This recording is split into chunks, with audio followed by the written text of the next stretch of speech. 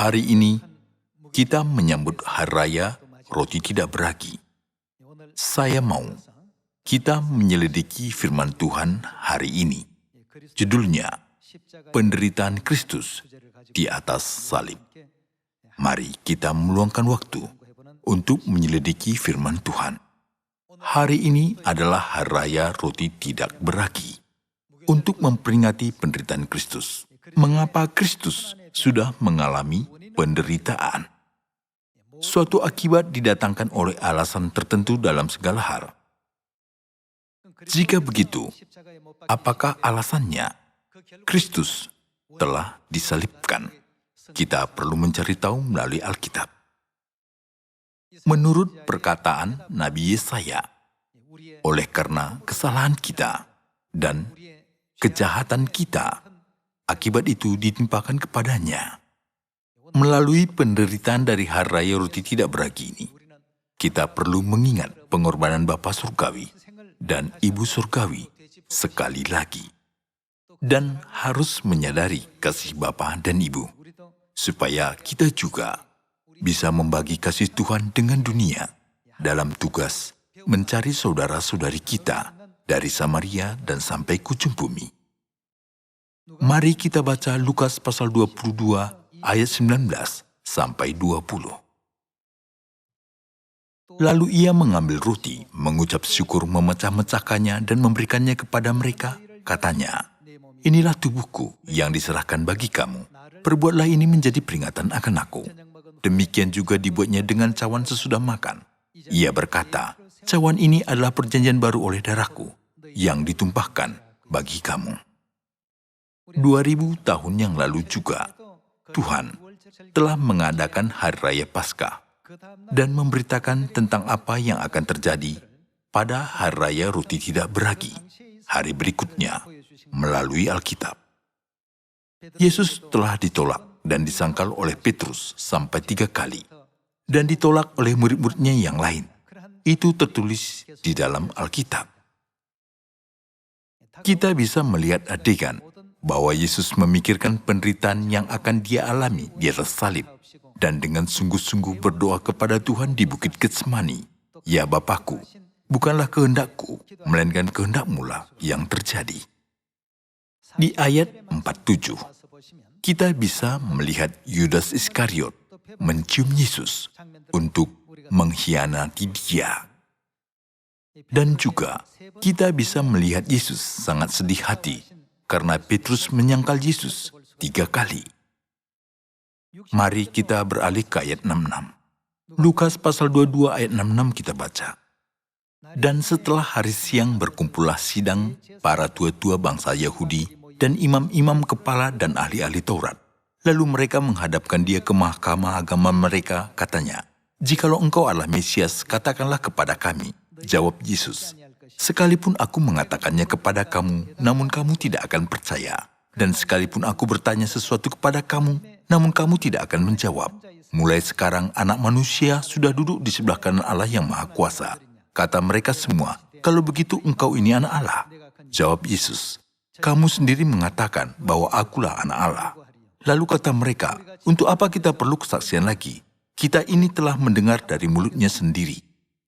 Rombongan yang tidak percaya kepada Yesus sering mencoba untuk menangkap Yesus. Dan akhirnya, Yesus dituduh dalam sidang pengadilan Pilatus dan dijatuhi hukuman yang lebih buruk daripada hukuman yang dijatuhkan kepada Barabas. Perkara ini tertulis di dalam Lukas pasal 23. Ayat 26 kita baca. Ketika mereka membawa Yesus, mereka menahan seorang yang bernama Simon dari Kirene, yang baru datang dari luar kota. Lalu diletakkan salib itu di atas bahunya supaya dipikulnya sambil mengikuti Yesus. Sejumlah besar orang mengikuti dia. Di antaranya banyak perempuan yang menangisi dan meratapi dia. Yesus berpaling kepada mereka dan berkata, "Hai putri-putri Yerusalem, janganlah kamu menangisi aku, melainkan tangisilah dirimu sendiri dan anak-anakmu. Sebab lihat, akan tiba masanya orang berkata, berbahagialah perempuan mandul dan yang rahimnya tidak pernah melahirkan, dan yang susunya tidak pernah menyusui. maka orang akan mulai berkata kepada gunung-gunung, runtuhlah menimpa kami, dan kepada bukit-bukit timbunilah kami. Sebab jikalau orang berbuat demikian dengan kayu hidup, apakah yang akan terjadi dengan kayu kering? Dan ada juga digiring dua orang lain, yaitu dua penjahat untuk dihukum mati bersama-sama dengan dia. Ketika mereka sampai di tempat yang bernama Tengkorak, mereka menyalibkan Yesus di situ dan juga kedua orang penjahat itu, yang seorang di sebelah kanannya dan yang lainnya di sebelah kirinya. Yesus berkata, "Ya Bapa, ampunilah mereka, sebab mereka tidak tahu apa yang mereka perbuat." Dan mereka membuang undi untuk membagi pakaiannya. Orang banyak berdiri di situ dan melihat semuanya.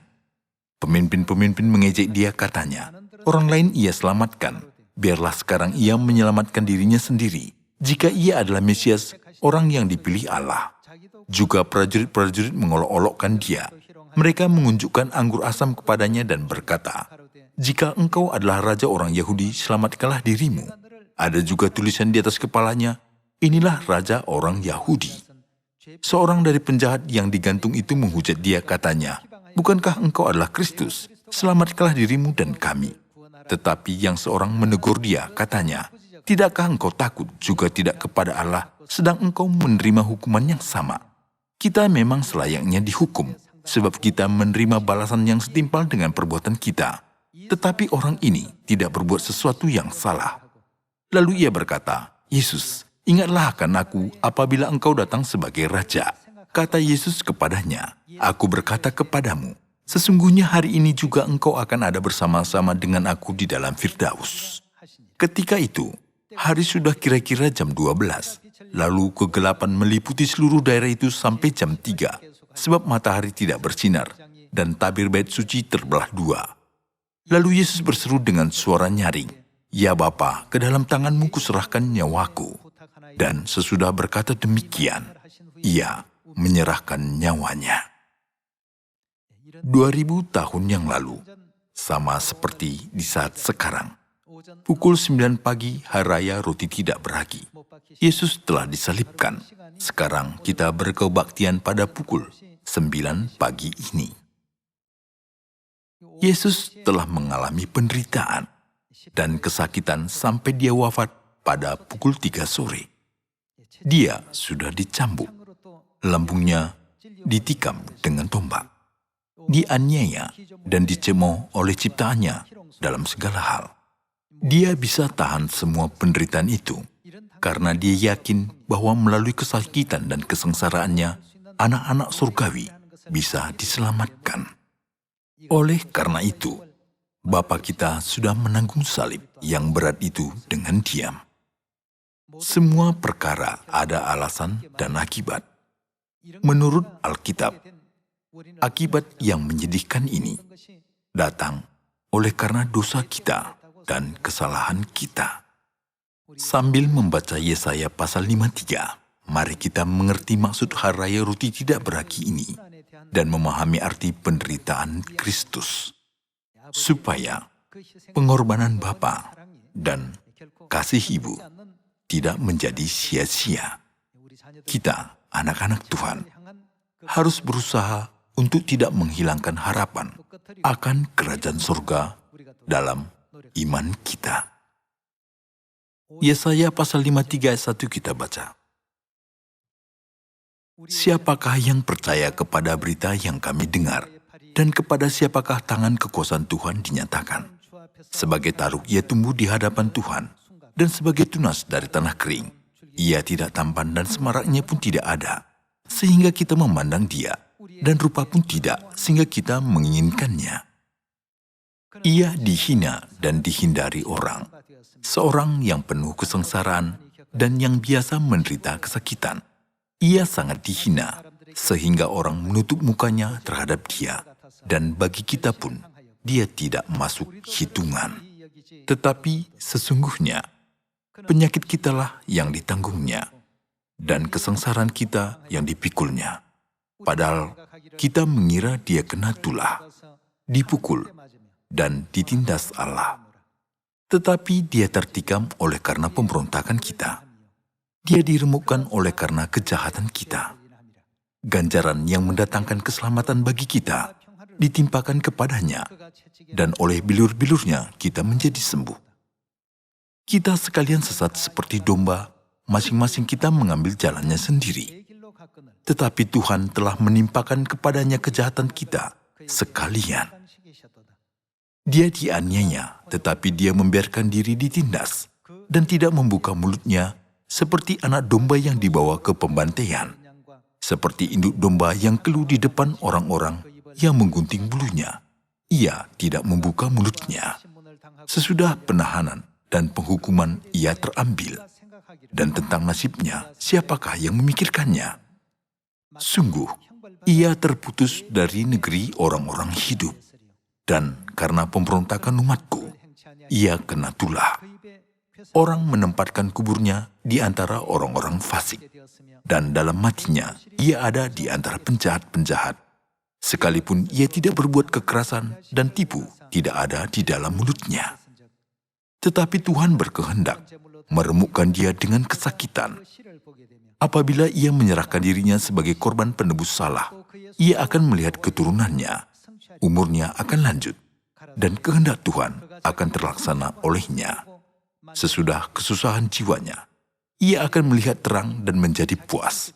Dan hambaku itu sebagai orang yang benar, akan membenarkan banyak orang oleh hikmatnya, dan kejahatan mereka dia pikul. Sebab itu, aku akan membagikan kepadanya orang-orang besar sebagai rampasan. Dan ia akan memperoleh orang-orang kuat sebagai jarahan, yaitu sebagai ganti karena ia telah menyerahkan nyawanya ke dalam maut, dan karena ia terhitung di antara pemberontak-pemberontak. Sekalipun ia menanggung dosa banyak orang dan berdoa untuk pemberontak-pemberontak. Pada akhirnya, Alkitab memberitahukan kita bahwa semua penyebab dari penyalipan ini adalah oleh karena akibat dari kejahatan dan pemberontakan kita, dosa-dosa kita, seperti yang dijelaskan di dalam Yesaya pasal 53. Kita, sebagai anak-anak Sion, harus selalu mengingat alasan Bapa Surgawi dan Ibu Surgawi sudah mengalami pengorbanan dan penderitaan itu. Kita tidak boleh mengabaikan kesakitan Tuhan di atas salib dan kisah yang menyedihkan ini. Kita tidak boleh melalaikan perjalanan iman kita dan tidak boleh menganggap kecil dan tidak berharga kasih yang diberikan Bapa dan Ibu kepada kita. Supaya kita tidak berbuat demikian, kita perlu mengecek iman kita sekali lagi pada Hari Raya Roti Tidak Beragi yang kudus ini. Mari kita baca 1 Yohanes pasal 4. Tuhan sudah memberikan anugerah besar kepada kita untuk menebus dosa kita tanpa meminta bayaran dari kita. Jadi mari kita jaga diri untuk tidak mengkhianati Tuhan. Mari kita baca 1 Yohanes pasal 4 ayat 7. Saudara-saudaraku yang kekasih, marilah kita saling mengasihi, sebab kasih itu berasal dari Allah. Dan setiap orang yang mengasihi, lahir dari Allah dan mengenal Allah. Barang siapa tidak mengasihi, ia tidak mengenal Allah, sebab Allah adalah kasih. Dalam hal inilah kasih Allah dinyatakan di tengah-tengah kita, yaitu bahwa Allah telah mengutus anaknya yang tunggal ke dalam dunia, supaya kita hidup olehnya. Untuk menyelamatkan kita, Dia tidak menolak cambukan, menerima hinaan, dan cemoohan dari ciptaan-ciptaannya. Alasan Dia telah menerima kesakitan di atas salib, dan kesakitan dari cambukan, dan dari tikaman dengan tombak adalah kasih-Nya untuk menyelamatkan, seperti di firman 1 Yohanes pasal 4. Kita, semua anak-anak Sion, harus memahatkan kebenaran ini di dalam batin kita pada hari ini. Mari kita lanjut ayat 10. Inilah kasih itu, bukan kita yang telah mengasihi Allah, tetapi Allah yang telah mengasihi kita dan yang telah mengutus anaknya sebagai pendamaian bagi dosa-dosa kita. Saudara-saudaraku yang kekasih, jikalau Allah sedemikian mengasihi kita, maka haruslah kita juga saling mengasihi. Tidak ada seorang pun yang pernah melihat Allah. Jika kita saling mengasihi, Allah tetap di dalam kita dan kasih-Nya sempurna di dalam kita. Demikianlah kita ketahui bahwa kita tetap berada di dalam Allah dan Dia di dalam kita. Ia telah mengaruniakan kita mendapat bagian dalam Ruh-Nya, dan kami telah melihat dan bersaksi bahwa Bapa telah mengutus Anak-Nya menjadi juru selamat dunia. Barang siapa mengaku bahwa Yesus adalah Anak Allah, Allah tetap berada di dalam Dia, dan Dia di dalam Allah. Kita telah mengenal dan telah percaya akan kasih Allah kepada kita. Allah adalah kasih, dan barang siapa tetap berada di dalam kasih, ia tetap berada di dalam Allah dan Allah dalam Dia. Dalam hal inilah kasih Allah sempurna di dalam kita, yaitu kalau kita mempunyai keberanian percaya pada hari penghakiman, karena sama seperti Dia, kita juga ada di dalam dunia ini. Di dalam kasih tidak ada ketakutan. Kasih yang sempurna melenyapkan ketakutan, sebab ketakutan mengandung hukuman, dan barang siapa takut, ia tidak sempurna di dalam kasih. Kita mengasihi karena Allah lebih dahulu mengasihi kita. Jikalau seorang berkata, "Aku mengasihi Allah," dan ia membenci saudaranya, maka ia adalah pendusta. Karena barang siapa tidak mengasihi saudaranya yang dilihatnya, tidak mungkin mengasihi Allah yang tidak dilihatnya. Dan perintah ini kita terima dari Dia. Barang siapa mengasihi Allah, ia harus juga mengasihi saudaranya. Melalui Hari Raya Roti Tidak Beragi ini, kita diberi kesempatan mengerti pengorbanan dan kasih Bapa bagi kita, sehingga Dia tidak menolak mendapatkan kesakitan di atas salib, supaya kita hidup. Kita bisa menyadarinya melalui perkataan Nabi Yesaya dan perkataan di 1 Yohanes ini. Agar kasih yang telah Tuhan berikan kepada kita tidak menjadi sia-sia, marilah kita berlari ke arah kerajaan surga sampai akhir, dengan segenap jiwa kita dan dengan segenap akal budi kita. Mari kita mengingatkan diri makna Hari Raya Roti Tidak Beragi ini, yang ditegakkan melalui kasih Tuhan dalam penyaliban. Jangan menghapuskan pengorbanan dan kasih melalui Hari Raya Roti Tidak Beragi dari dalam hati kita. Saya memohon semua anggota Sion, semua saudara-saudari Sion kita berpartisipasi dalam penginjilan di dunia untuk menyelamatkan umat manusia menurut kehendak Bapa dan Ibu. Saya menutup khotbah ini. Terima kasih.